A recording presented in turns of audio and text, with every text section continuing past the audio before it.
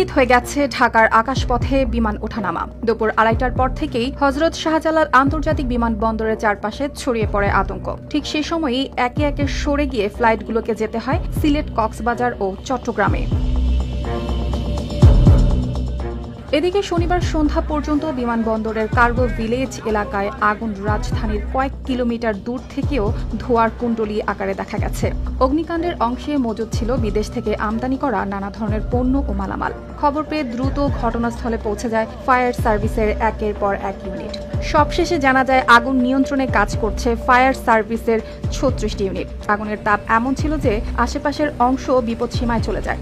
টানা তৃতীয়বার অর্জন করেছে দেশের সেরা সুপার ব্র্যান্ড স্বীকৃতি বসুন্ধরা টিস্যু।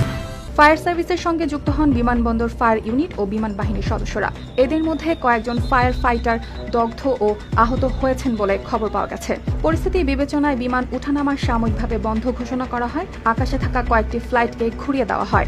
বিমান ঢাকামুখী 4টি ফ্লাইট অবতরণ করে চট্টগ্রাম বিমানবন্দরে, আর রিয়াদ থেকে আসা একটি ফ্লাইট নামানো হয় সিলেটে। ঘটনাস্থলে এখন কাজ করছে সেনাবাহিনী, নৌবাহিনী, বিমান বাহিনী, বিজিবি, সিভিল এভিয়েশন ও নিরাপত্তা সংস্থার সদস্যরা। চারদিক থেকে ঘিরে রাখা হয়েছে পুরো কার্গো এলাকা। বন্ধ করা হয়েছে যান চলাচল। অর্পিতা জাহান, RTV।